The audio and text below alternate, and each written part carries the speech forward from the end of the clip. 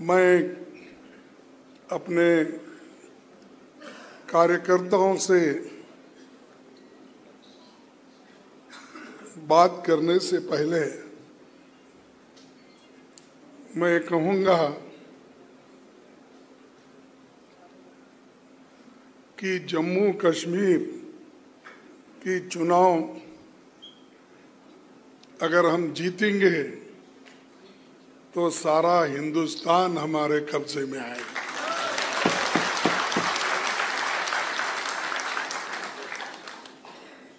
मैं इसलिए कह रहा हूं कि राहुल जी भी उन्होंने स्पष्ट कहा कि मेरा रिश्ता जम्मू कश्मीर से है। वो सिर्फ चाहना या नहीं चाहना नहीं, मेरा खून का रिश्ता है जम्मू कश्मीर। तो इसीलिए हमारी अपेक्षा है कि जम्मू कश्मीर इस आने वाले चुनाव में जरूर हमारे साथ देगा। पूरी आपको ताकत लगानी पड़ेगी। और ये चुनाव यहाँ पर तो 3 चरण का चुनाव हो रहा है। ये बीजेपी हमेशा तय करती है कि किस जगह से इलेक्शन शुरू करना,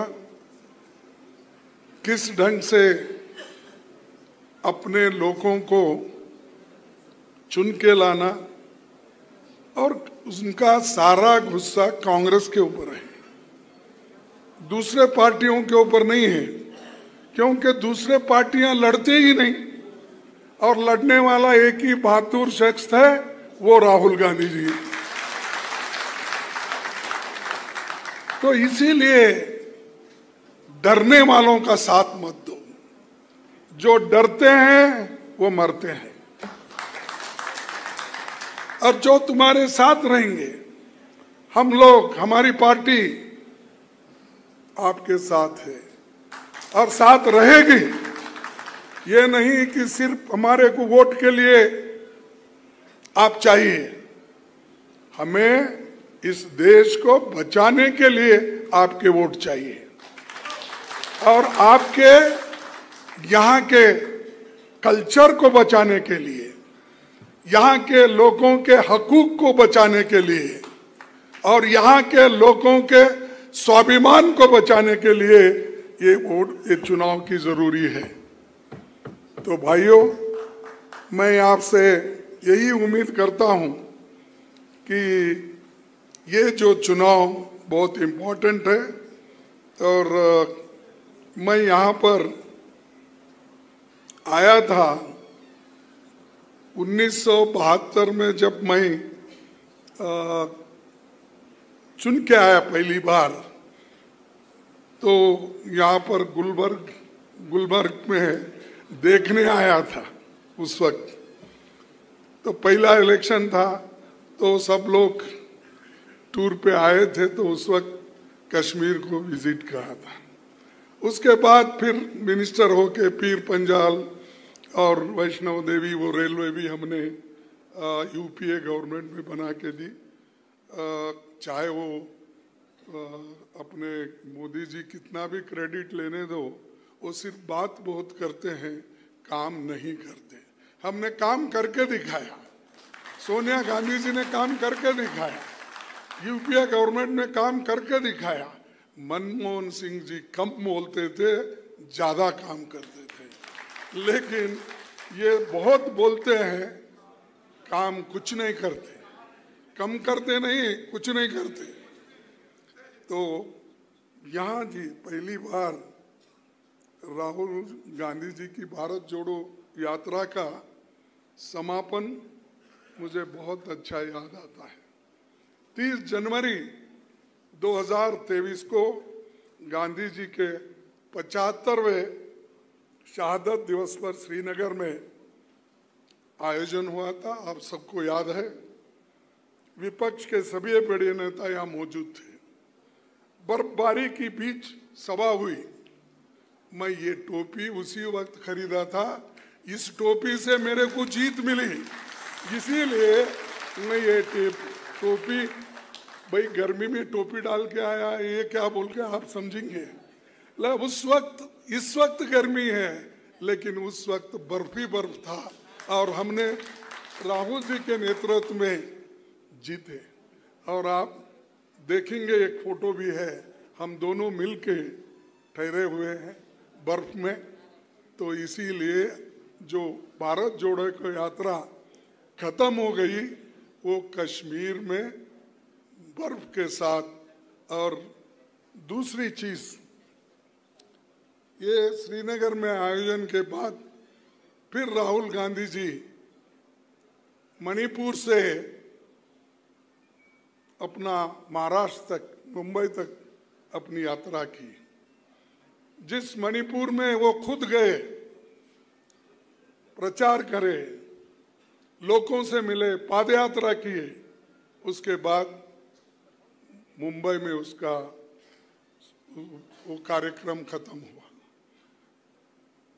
हिंदुस्तान में एक ही व्यक्ति है जो मणिपुर विजिट करके वहाँ के महिलाओं का, वहाँ के बच्चों का, वहाँ के लोगों का, वो जो लोग घर बार सब जिनका लुट गया था, जल गए थे, उनको अगर कोई मिला, वो राहुल गांधी जी ने मिला। मोदी आज तक नहीं गया डर के। सुने नहीं, सुने आप मोदी जी गए थे वहां? नहीं, क्यों नहीं गए? डर गए। तो ये मोदी का असल अवतार है। और चुप्पी बोलते रहता, मेरी 56 इंच की छाती है, वो है, फलाना है, और 400 पार की आंकड़े लेके आया था, 200 पे सिमट गया। हाँ? और उस व्यक्ति की घमंड टूट गई। और आज, पहले तो ऐसा वैसा ऊपर ही देखता था, नीचे नहीं देखता था। अब देखिए आप ऐसा ऐसा करते रहते। तो मैं इसलिए बता रहा हूं, घमंड नहीं करना। घमंड तोड़ने वाले, डेमोक्रेसी में घमंड को तोड़ने वाले जनता है। तुम कितना भी करो। इसीलिए मैं अभी हमारे इन्होंने अध्यक्ष जी ने बहुत शेर शायरी की, ये मुशायरा ही समझा था मैं। उनका जब भाषण शुरू हुआ तो मैं समझा भाई बड़ा मुझमें मुशायरा भी है, क्या समझा, तो स्वागत की। सर मैं एक ही बात बोलूंगा, मंजिल बहुत दूर है, रास्ता बड़ा कठिन है। मंजिल बहुत दूर है, रास्ता बड़ा कठिन है, फिर भी हमें पहुंचना है। दिल मिले या न मिले, कम से कम हाथ मिला के तो चलना है।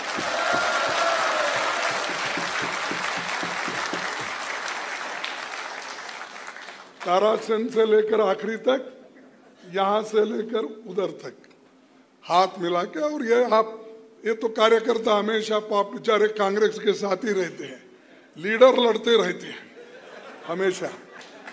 तो आप उसको खत्म करना है, मिल के चलना है और अपने को, देश को बचाना है, हमारे संविधान को बचाना है।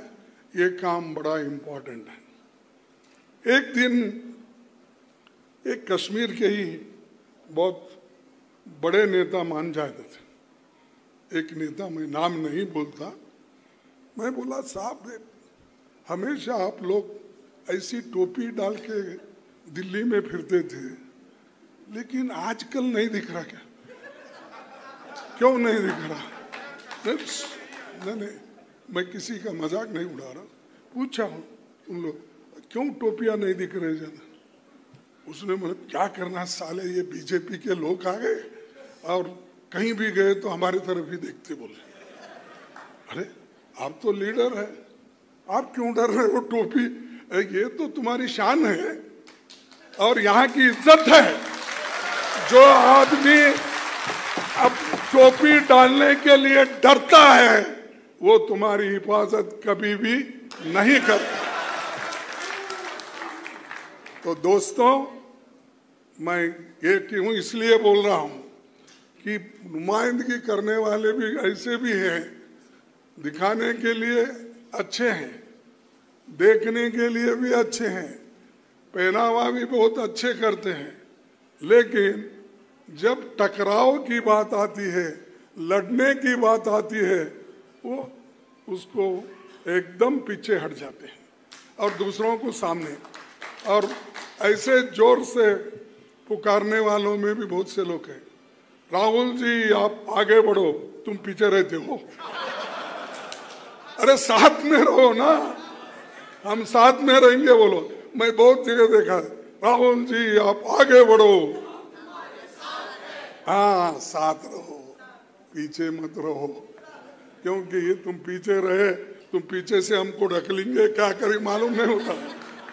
तो इसलिए आपको मैं यही कहूँगा कि ये चुनाव बहुत इम्पोर्टेंट है और मुझे आशा है कम से कम हम लोग 40-45 सीट तो जीतने का,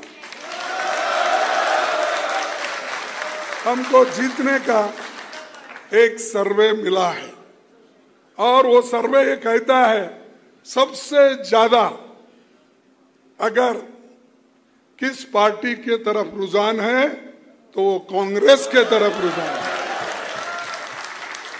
और ये भी हमको मिला कि कौन पॉपुलर लीडर इस जम्मू एंड कश्मीर में है, वो राहुल गांधी जी है। ये आप लोगों ने बताया, मैं इसलिए नहीं बोल रहा हूं, मेरे सामने है, उनको खुश करने के लिए। मुझे कुछ होना नहीं, देना नहीं, मैं जो कुछ है देते ही जा रहा हूं, मैं लेने का सवाल नहीं। तो क्यों इसलिए बोल रहा हूं कि जो पॉपुलर लीडर है उसके पीछे जम्मू एंड कश्मीर है और आज वो पूरा अपना जीवन, अपना यूथ पूरा देश के लिए समर्पित किया। और भाइयों, दूसरी बात यह है कि बहुत से वायदे हमारे मोदी ने किया होगा। अभी भी एक एक फोटो वहाँ यहाँ है जहाँ सरकारी कामों के पॉलिसी के लगा के फिर रहे, लेकिन अब ज़्यादा इधर नहीं आ रहे, पहले आते थे। और यहाँ के लेफ्टिनेंट गवर्नर वो ये जो भी उनके चेले चपाटे हैं, तो वो लोग भी बहुत यहाँ पर कानून छोड़ के काम करते हैं और लोगों को डराते हैं और संविधान को तोड़कर काम करते हैं। तो इसीलिए जो लोग संविधान तोड़कर चलते हैं उनको भी सबक सिखाना है, सिखाएंगे। तो भाइयों, उनको भी सबक सिखाना है, झूठ बोलने वालों को भी, क्योंकि मोदी जी तो जितना झूठ बोलते हैं उसकी कोई हद नहीं। मैं तो हमेशा बोलता हूं उनको, ये तो झूठ का सरदार है, ये झूठों का सरदार है, तो इसी के ऊपर भरोसा मत करो। अगर भरोसा करके जीने का सीखेंगे तो आप खत्म हो जाएंगे। अगर कोई इस देश को बचाएगा वो सिर्फ कांग्रेस पार्टी बचाएगी और कोई नहीं। और मैं आगे आपको कहूंगा कि आपके हकूक के लिए राहुल गांधी जी लड़ेंगे, हम लड़ेंगे, हमारे साथियां पूरे लोग लड़ेंगे। आपके जमीन, जंगल, सारी चीजों की हिफाजत करने का पूरा काम हम करेंगे। और उसी लिए पार्टी हमेशा कुर्बानी देते आई है। हमको नुकसान भी अगर कहीं हुआ तो भी हम जनता के साथ खड़े होते हैं, लोगों के साथ खड़े होते हैं, हम कभी भागने वाले नहीं हैं। इसीलिए मैं आप तमाम लोगों से फिर एक बार गुजारिश करूंगा कि मोदी के 9 साल के शासन में 2350 आतंकी घटनाएं हुई। 2350 आतंकी घटनाएं हुई। केवल 377 नागरिकों को और अपनी जान गंवाना पड़ा। इतना बहुत बड़ा ये जो कुर्बानी हमारे जम्मू कश्मीर के लोग कर रहे हैं, और मेरे शब्द नहीं है, मैं थोड़ा आपको बताऊंगा। जो गवर्नर सतपाल मलिक थे ना, यहाँ थे, सतपाल मलिक थे, उन्होंने क्या कहा सुना कि कैसे एक आरएसएस बीजेपी नेता जो जम्मू कश्मीर के इंचार्ज थे, उन्होंने उस दौरान मोदी साहब के करीबी मित्र की कुछ फाइलें क्लियर करने के लिए करोड़ों रुपए की घूस का ऑफर दिया था। इसका खुलासा खुद गवर्नर साहब ने किया, पर सीबीआई जांच अभी नहीं हो रही। अरे तुम्हारा गवर्नर कहता है और तुम उसकी जांच नहीं करते हो। और कोई पार्टी अगर डेमोक्रेसी बचाने के लिए काम करती है तो आप उसके लोगों को ईडी में डालते हो, सीबीआई में डालते हो, सीईसी में डालते हो, इनकम टैक्स की धाड़ लगाते हो। अरे तुम्हारे चोर तो तुम्हारे बगल में बैठे हैं और चोर को ढूंढ रहे बाहर। तो ये है, ये हमेशा इनका ऐसा ही होता, मुख में राम बगल में छुरी। तो ये करते फिरते हैं, फिरने दो। मैं ज्यादा आपका वक्त नहीं लेना चाहता हूँ। चंद बातें जो पंडित जवाहरलाल नेहरू जी ने कही थी, उन बातों को आपको याद दिलाकर मेरे और भाषण को समाप्त करता हूँ, क्योंकि बची कुछ बातें जम्मू में भी बताऊंगा, लेकिन यहाँ बताना जो जरूरी था वो मैंने बताया। और पंडित जवाहरलाल नेहरू जी ये कहा करते थे, कश्मीर से लेकर कन्याकुमारी तक हिंदुस्तान के कितने ही रूप और कितनी तस्वीरें हैं, उनके भाषाएं, अनेक रहन सहन है, ये सब मिलकर भारत बनता है। कौमियत की भावना, इतिहास की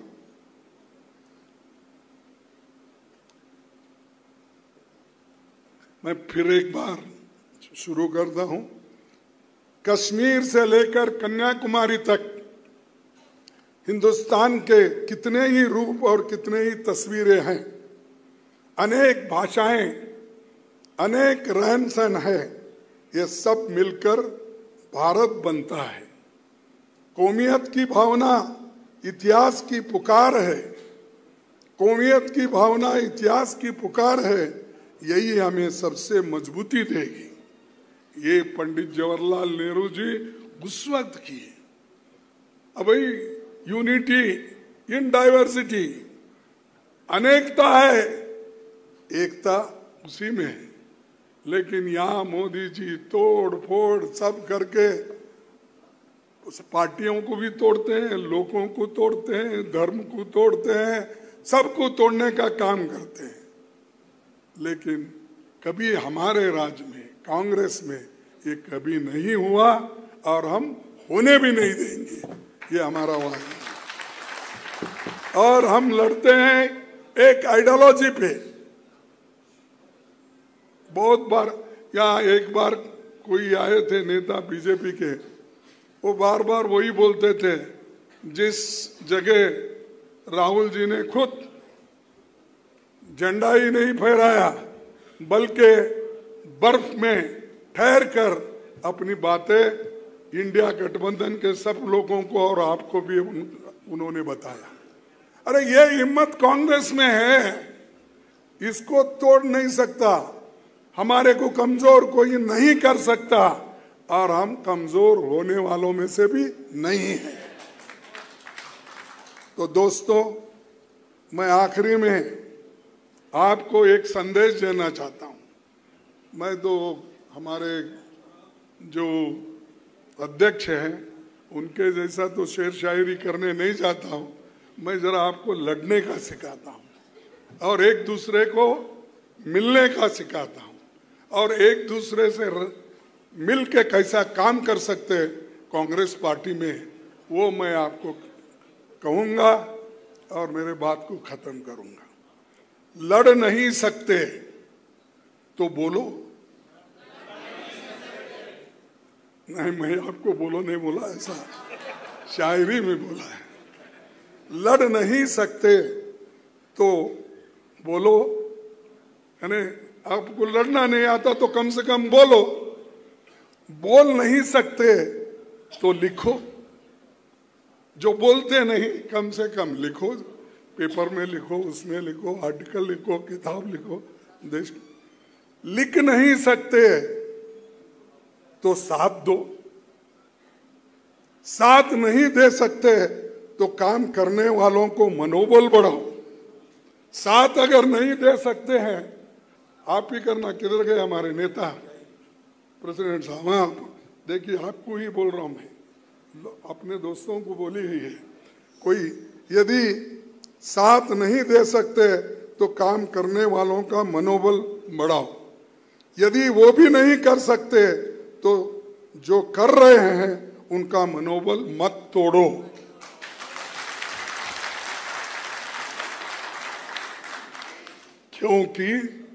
क्योंकि वो तुम्हारे हिस्से की लड़ाई लड़ रहा है। यदि वो भी नहीं कर सकते तो जो कर रहे हैं उनका मनोबल मत तोड़ो, क्योंकि वो तुम्हारे हिस्से की लड़ाई लड़ रहा है।